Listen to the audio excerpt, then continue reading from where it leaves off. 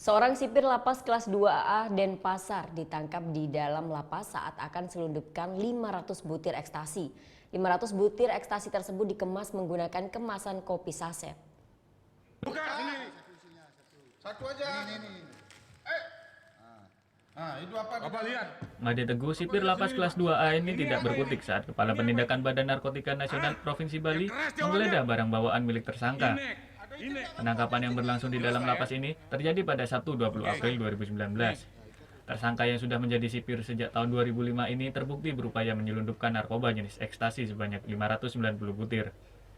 Modus yang dia lakukan pun tergolong baru, yaitu ekstasi dimasukkan ke dalam kemasan kopi saset.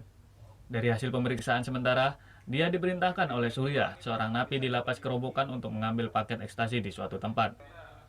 Usai mengambil barang tersebut, dia pun dengan santai membawa 590 butir ekstasi tersebut ke dalam lapas.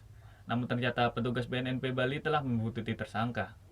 Tersangka mengaku baru sekali mengantarkan narkoba ke dalam lapas.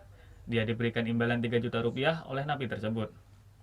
Diduga ratusan butir ekstasi tersebut akan diedarkan di dalam lapas. Informasi yang kita dapatkan, kembangan daripada kasus-kasus yang sebelumnya, sehingga berjejaring mereka merupakan suatu sindikasi pengendali yang ada di Bali ini. Jadi walaupun yang ini adalah si Surya ini bisa jadi barang ini dikonsumsi di dalam lapas karena buktinya diserahkan kepada Surya yang ada di dalam lapas.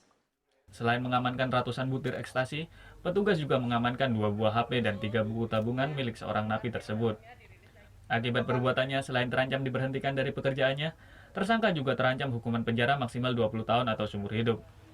Surya Sanjaya melaporkan untuk NET.